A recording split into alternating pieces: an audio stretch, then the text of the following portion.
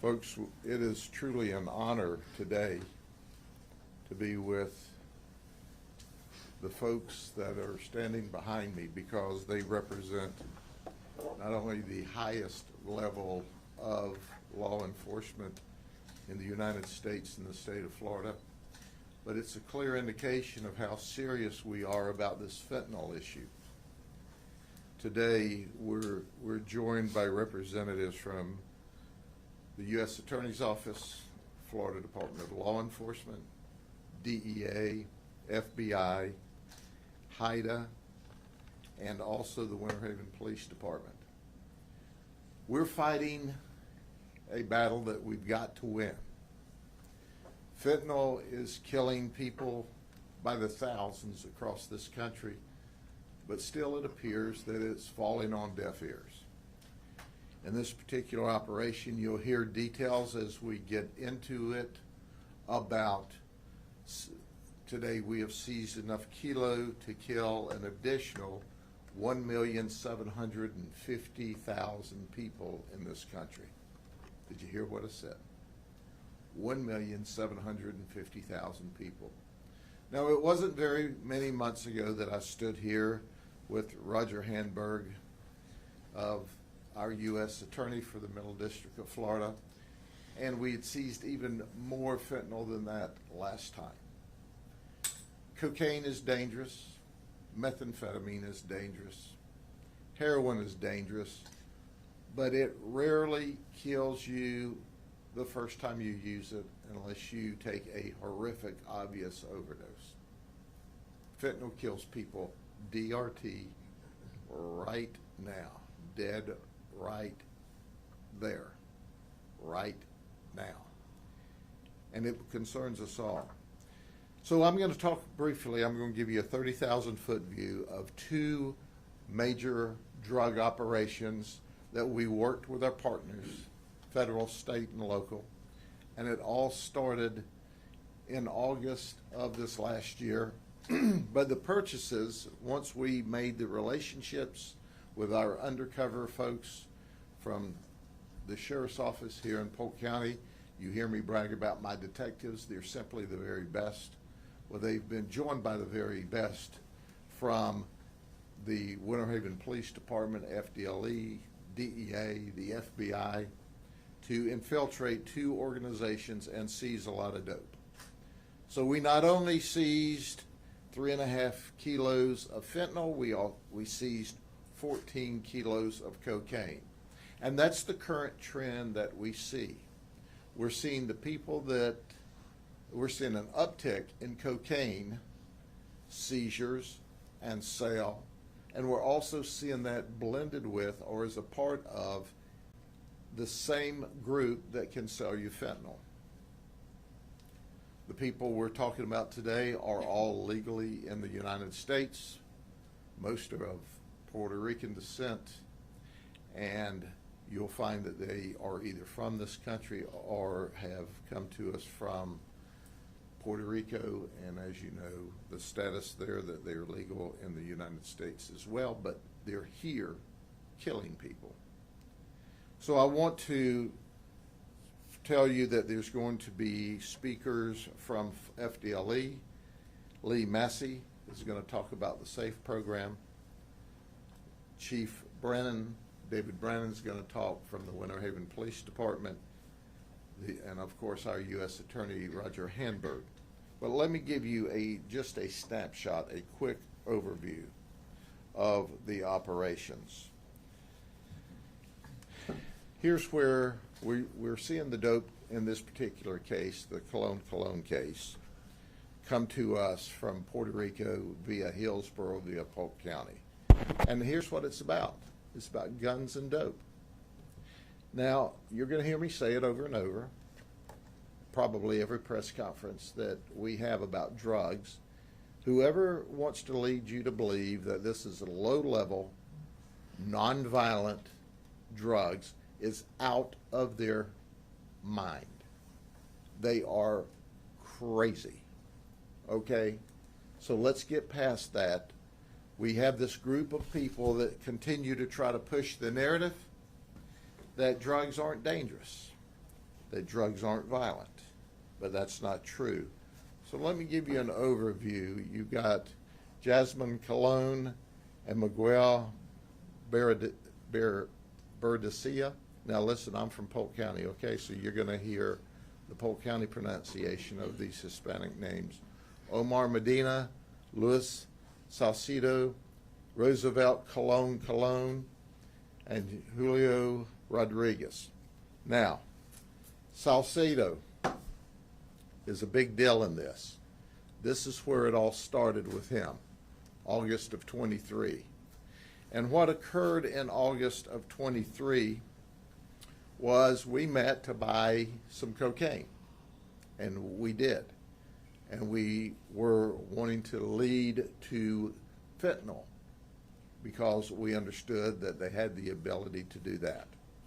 So we made one purchase, and then we met up again the second time where we were going to make more arrests, and we found out that his buddy was Roosevelt Cologne, and this is the big guy.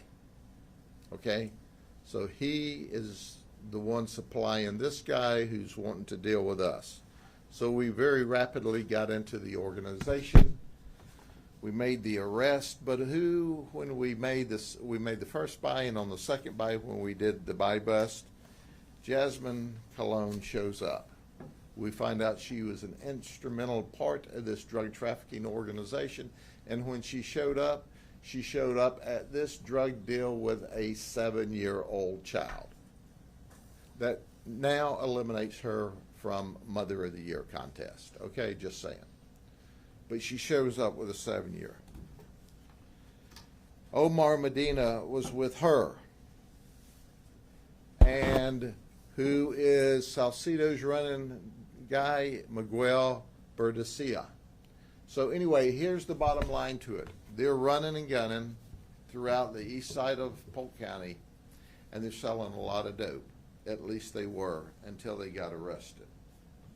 So in the middle of this investigation, now understand there's a lot of moving parts. I gave you in about 1 minute an operation that was massive in scope and required agents from all of these operations. And then there's the Espinosa operation along with Romero, the drug trafficking organizations. The fentanyl's coming from Mexico to Polk County. The cocaine, we believe, is coming from Puerto Rico to Polk County. Now, when we're talking about Espinosa, I like his picture here. Let me show you here. You see his picture? It's grayed out. You know why it's grayed out? He's under federal indictment and he's in custody. He's not charged with state charges. And there are rules out of Washington, D.C. that says, hey, we don't show their picture. So I'm more than pleased to show you that the federal government in Washington, D.C. does not want you to know who's trafficking in fentanyl. Now, that's way above Roger Handberg's pay grade, and certainly he can't say that, and I wouldn't expect him to, but I'll say it. That's the dumbest rule I have ever seen in my entire life. So that's one more dumb thing that they do in Washington, D.C. But Espinosa, we call him Maximo. You know, he's got a history of 14 felonies, 12 misdemeanors. He's already been to federal prison. He's currently on probation out of the Northeast for armed trafficking in heroin. And then we arrest him in this huge operation. And immediately, and I cannot thank our U.S. Attorney Roger Handberg enough. He is the man, and his team, the FBI, the DEA, they all piled in together, and we got this guy in custody. He pays no attention to the rules. In fact, he said to the undercover folks in one of the operations, hey, this is the American way. Sell a lot of dope, make a lot of money. Well, here is the American way too. Sell a lot of dope, make money, go to federal prison. And so he is in federal lockup. That's why we're not using his picture today. Well, what's it all about? It's all about guns and drugs. Once again, we have found that the fact that they're convicted felons makes no difference. The fact that, but they are going to get involved. So in this operation, Pedro Bimba Romero, he's from West Palm Beach. He is the guy, he's one of the head of this with Espinosa. We purchased from him a kilo of cocaine in November, and he brought Espinosa around. From there, they purchased drugs on the 23rd of December, fentanyl, from Espinosa. In case you forgot what Espinosa looks like, let me remind you once again, that's Espinosa, you see. This guy's charged with state charges, so you get to see his picture. From there, on January 2nd, they arrange a purchase of fentanyl. And Espinosa arrives with 10 kilos of cocaine and 2 kilos of fentanyl. Obviously, there's a takedown. When we take them down, we find out the person who brought up the fentanyl is Ruben Olivares and Pedro Mejia. So they're in a separate car. And in the takedown, and we're trying to get all of these guys, Omar Velez, he flees, striking one of the detectives. He didn't stop after he hit our detective. He left in his BMW. Well, we found him. He was from West Palm Beach. And now he's in lockup. They're all in lockup. Now here's the message that we want to give. The message we want to give is this is just the beginning. We're all in this together. We're all working together with this. This is not only a DEA job. This is not only an FBI job or an FDLE job or Polk Sheriff job or a Winter Haven Police job. This is all of our jobs to keep and protect people. And that's what we're doing. I feel bad about giving you like a 2-minute rendition of a very complex undercover investigation. It's as if it's not fair to these guys who work so hard on it. But that's what we have time for, and if we get any more complicated, people are going to fuzz out kind of like Espinosa's picture and not pay any attention. So with that, I want to next turn it over to a dear friend of mine, and I have been in this business my entire adult life. I've worked with the U.S. attorneys, and they've been good my entire life.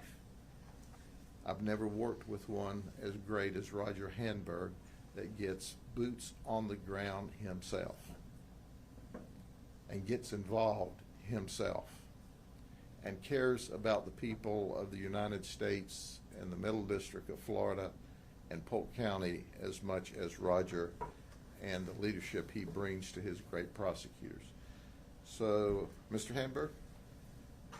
Thank you, Sheriff. Yes, sir. And thank you, Sheriff, for those very kind words.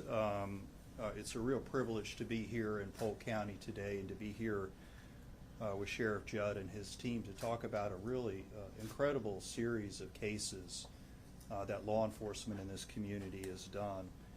And I really want to thank the Sheriff for his leadership and for the great work of his office and for the great work of all of our partners on what I believe is the deadliest drug threat our country has ever faced, and that's fentanyl.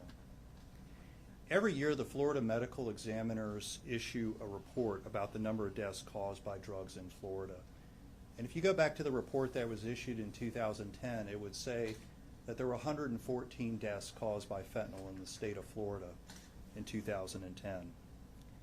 Since then, the number of deaths caused by fentanyl in Florida has increased almost 5,000%. Deaths caused by fentanyl in Florida first topped 500 in 2015, and they've been going up since then. Over 1,000 in 2016, over 2,000 in 2018, over 3,000 in 2019, and in 2020 they topped over 5,000. In 2021, which is the most recent year for which we have statistics, fentanyl was responsible for killing 5,791 people in Florida. Florida is not alone in experiencing an increase in overdose deaths caused by fentanyl. Between 2019 and 2021, fatal overdoses across the United States increased 94%. Fentanyl is now the leading cause of death of Americans age 18 to 44, and it's been a leading contributor to the opioid epidemic. As the United States Attorney for the Middle District of Florida, I have the privilege, and it is a privilege, of serving as the Chief Federal Law Enforcement Officer for 35 counties in Florida. Because of the terrible impact that fentanyl has had on the communities that my office serves, we increased our resources to prosecute more fentanyl cases in federal court. Those increased resources have resulted in increased federal indictments. Over the past 2 fiscal years, my office has doubled. We have doubled the number of fentanyl defendants that we have prosecuted in federal court. Those cases have resulted in large seizures of fentanyl. There are 13 million people in the district served by my office. Over the past 2 fiscal years, our law enforcement partners in our federal cases and in our federal law enforcement operations have seized enough fentanyl to kill every single one of those 13 million people 4 times over. The case that I'm here to talk about today, and you've heard about it from the sheriff, is a great example of the excellent work that's being done by investigators in this community to protect everyone from fentanyl and dangerous drugs. And make no mistake about it, these are terribly dangerous drugs that can kill people. In November of last year, Maximo Espinosa and a conspirator sold 1 kilogram of cocaine to a purchaser for $18,500.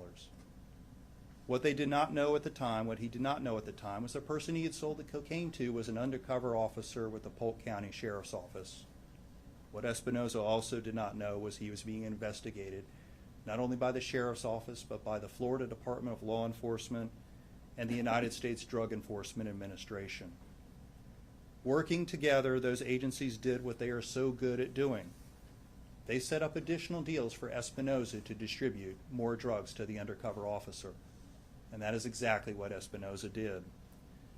On December 5th, Espinosa delivered a fentanyl sample to the undercover officer. On December 7th, Espinosa sold 1 kilogram of cocaine to the undercover officer for $37,000. And on January 2nd, Espinosa delivered approximately 2 kilograms of fentanyl and 10 kilograms of cocaine to the undercover officer. This deal, however, did not end with the payment of any money. Instead, it ended with Espinosa's federal arrest.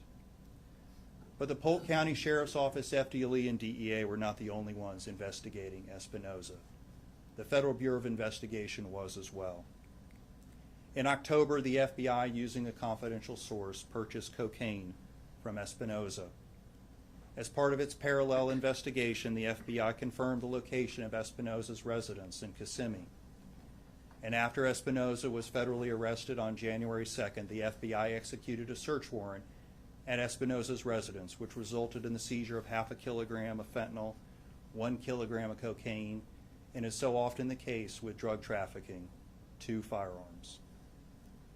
In total, the law enforcement agencies on this case have seized approximately 3.5 kilograms of fentanyl, 12 kilograms of cocaine, and 2 firearms from Espinosa. This great work by the Polk County Sheriff's Office, FDLE, DEA, and FBI has undoubtedly saved lives. According to the most recent annual report from the Florida Medical Examiners, cocaine ranks second and fentanyl ranks first in causing drug deaths in Florida. By stopping 3.5 kilograms of fentanyl and 12 kilograms of cocaine from being distributed here in Polk County and elsewhere, these investigative agencies on this case have protected everyone here in Polk County from those dangerous drugs. I want to commend the Polk County Sheriff's Office, FDLE, DEA, and FBI for working together as a team to develop the evidence that has led to the federal charges in this case. Through their excellent work and partnership, Espinosa has been charged in a federal criminal complaint with conspiracy to possess with intent to distribute both fentanyl and cocaine. The allegations in that criminal complaint, which I've just summarized here today, well, they're just that. They're allegations, and Espinosa is presumed innocent unless and until proven guilty. These are serious federal charges. Espinosa is facing a minimum mandatory of 15 years in federal prison up to life. This case and the other case that you've heard about today is a great example of how local, state, and federal investigators are able to effectively work together to protect the community from those who seek to distribute dangerous drugs. I'm here today to commend the agencies on this case for their outstanding work on it. Through their partnership, they have protected Polk County by arresting a defendant who has distributed enough drugs to kill every single person in Polk County. And I want to commend State Attorney Brian Haas and his office for their partnership on this case. Our offices take a team approach to prosecution in Polk County. Our offices work together to find the appropriate court to prosecute drug trafficking cases so that we can assure that we're doing everything we can to protect the people here in Polk County from fentanyl and other dangerous drugs. The sheriff gave a message, I want to give one too. Let this be a message to anyone who illegally traffics in fentanyl and other dangerous drugs in Polk County. As you can see from the law enforcement agencies here today, local, state, and federal, you will be investigated. And if you send deadly drugs into Polk County, our agents and investigators will use every lawful tool to hold you accountable for your crimes, no matter where you operate. And if you have violated federal law, the United States Attorney's Office will seek to prosecute you in federal court. All of us you see before you here today, we're united in our desire to keep this community safe. And I want to thank the sheriff again for having me today and for his leadership on what I think is the most severe law enforcement challenge we have in dealing with fentanyl. And I want to thank his agency and all the agencies here again for their work. And I want to turn it over to Lee Massey with the Florida Department of Law Enforcement. Good morning, y'all. As Attorney Hamburg said, I'm Lee Massey with the Florida Department of Law Enforcement. I'm one of their assistant commissioners. And on behalf of Commissioner Glass, I want to echo the sentiments of the previous leadership and talk about the partnerships that was demonstrated on this investigation, as we've done with several others. It is actually humbling to stand alongside Sheriff Judd and AUSA Roger Hamburg in their dedication and commitment to public service for as many years as they have. I have known them in one form or another for quite a long time, and leadership like this is the only way that these types of investigations culminate. So you've heard a lot of alarming statistics. I want to transition a little bit into a significant role that FDLE plays in this. Prior to the press conference, we were having a conversation in the back rooms, and there was a perception that it just seemed like so many people really just didn't care or have a commitment to stopping this influx of this poison that's killing our people. One of the biggest hurdles local and state law enforcement faces is that these investigations are not cheap. They command significant numbers of human resources, and the quality of investigations that we've gotten with the law enforcement of the Polk County Sheriff's Office, the FDLE Tampa Bay Regional Operations Center, led by Special Agent Mark Brutnell and his team of agents that were involved in this, the Winter Haven Police Department, and our federal partners at DEA and FBI. That's a quality that you just don't find everywhere, and a willingness to work together is even more unique. But one of the big hurdles that we have always faced is the ability to have the revenue, the money to carry these investigations to fruition. We've been able to take low-level, maybe mid-level participants in these drug trafficking organizations, but we've never been able to go completely after the head of the snake. The sheriff did an eloquent job at defining who those individuals are. Last year in the legislative session, leadership within the lawmakers of the state of Florida in support of Governor DeSantis pushed through what we now call the SAFE, the State Assistance Fentanyl Eradication Initiative, which actually allocated $20 million to the enforcement of fentanyl-related cases in the state of Florida. I have been in law enforcement for a very long time, to the sheriff's point, most of my adult life. I've never seen that. That is a commitment from lawmakers that have said, we do care about the people of the state of Florida, and our role in that is to provide the resources to allow you to go cut the head off of this snake. And we were able to secure the monies that we now are able to provide to the local law enforcement agencies to work collaboratively to fund these investigations all the way through to fruition.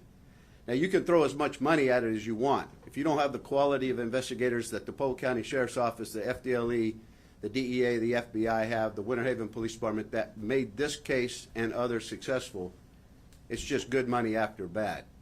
But when you have the money that we can provide to these quality folks, and then they can go out and put their lives on the line to get these people into handcuffs and ultimately into the jails, into the federal prisons, that's exactly what we should be doing in this business. I'm extremely proud as a member of the FDLE to be a part of these types of investigations. I'm humbled by the vision of the state legislature and Governor DeSantis for boldly putting this money out there to be able to complete these investigations. Our commissioner, Sheriff Judd, Roger Hamburg, the DEA, the FBI, they've all said we're in this game to the end. So to the citizens of the state of Florida, I know you've heard a lot of alarming numbers presented by the sheriff and the AUSA, U.S. Attorney Hamburg. I want to say we will continue this fight. And with the quality of folks that were involved in this case and others that they're involved in right now, I'm going to say to the bad guys out there that are slinging this poison around this state, we have the ability, whether it be quality of investigators and now resources to throw at it, we're going to come at you. We're going to find you. We'll put you in the bracelets that we use to take care of you, and then we're going to put you into the jails and have the prosecution behind us to do it. We referenced State Attorney Haas. He's been a critical piece of these in this area to support the prosecution of those that go to the state system. The AUSA is obviously on board, as you've heard from Mr. Hamburg, and we've got prosecutors across this state that are saying, you make the cases, you put them in jail, and we'll do the rest. So thank you to the state legislator. Thank you to Governor DeSantis. Thank you to Commissioner Glass, who could not be here today, for allowing us to utilize this money to provide it to the quality of investigators that do this job. And we will continue this fight because we owe it to the citizens of the state of Florida and the 70+ million visitors that come here annually to visit our great state. So on behalf of the FDLE and Commissioner Glass, Sheriff, Mr. Hamburg, other leadership from the agencies involved, Chief, thank you very much. We will continue this fight, and I appreciate their support. So thank you very much. Sheriff?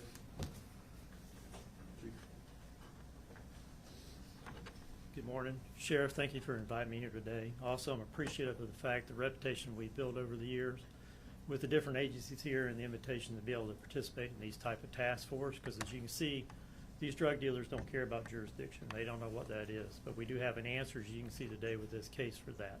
And as long as I'm here, we'll continue to participate in these things. As you've heard and seen over and over how dangerous this is. I mean, fentanyl is dangerous, but as we're seeing today, I think anyone up here standing could tell you it's not just fentanyl. It's now finding in cocaine, methamphetamine, pills, things that people may not know that they're actually getting fentanyl, but they are. And we're all having to deal with it. There's not a community that's not touching, and the only way that we're going to be able to continue to fight this is just as we've done in this case. So thank you. Whenever we were preparing for this press conference today, I asked my supervisors, I know we don't want to bring the fentanyl here because of the danger it represents, but how about the cocaine? Can we bring some cocaine here so there will be some visuals for the community and the media to see. And he said, no, sir, but we can't do that either. He said, when we were purchasing a lot of this cocaine, we were cautioned to be very careful with it. And as we sold it, to be very careful, because we think it's got fentanyl mixed in with it as well.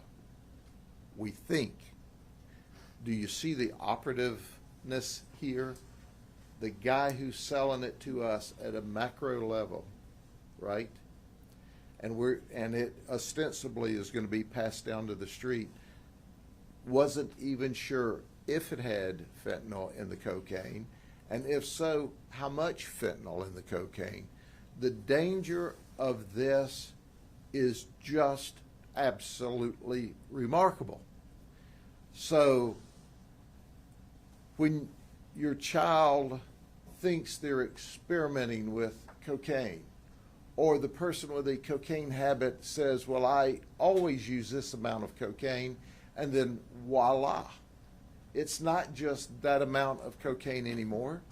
It's that amount of cocaine with fentanyl in it. And that's why people die. When you look at the officials here today, from the highest level of law enforcement down to the local level of law enforcement, and I love the Winter Haven Police Department because no matter what the op is, they're always in. When you look at us, we care more about the people of the community than the people of the community care about themselves. But we're going to do everything we can to prevent them from dying as a result of these horrific drugs. And it starts, as the assistant commissioner said, by cutting off the head of the snake. We just had a press conference not long ago where, with the same team of people, we followed the fentanyl dealer to Compton. We knew that the Sinaloa fentanyl was coming up from Sinaloa, Mexico to Compton. From Compton, it was coming here because we followed them back to the stash house. The Los Angeles sheriff wouldn't even knock on the door in Sinaloa, where we thought the stash was of fentanyl. That's letting people die in California. Well, let's make it abundantly clear. We're not letting people die in Florida, and we'll knock on your door. We'll knock on your door with search warrants. We'll knock on your door to save your life, whether you like it or not. Are there any questions of the gentleman here? I could be off base here, but I'm looking at this map, people coming from Mexico, Puerto Rico to Polk County, and I'm wondering why Polk County? Is it kind of a hub because we're centrally located? Is that something that No, this is just the drug trafficking organization that we took down. I would submit to you that other sheriffs all across this state and nation would show the same lines from outside of the country to the dope coming into the country. So obviously they're not bringing their dope only to Polk County. Our detectives, who I brag on them, they are the very best. Our DEA partners, our FBI partners, our FDLE partners, we're all working undercover every day. And this is just the hard work of our team identifying the dopers, bringing it from these other countries here. But those kinds of lines to every other county in this nation could be drawn. I guess if other people are watching outside of Polk County, the drugs are going east, west, north, south. Every place. This just happens to be this one, or these two drug trafficking operations. Anything else? Well, stand by, because we'll be here again. And those that are out there that think, well, I'm too good to get caught, I've got a place for you in jail. It won't be long. See you soon.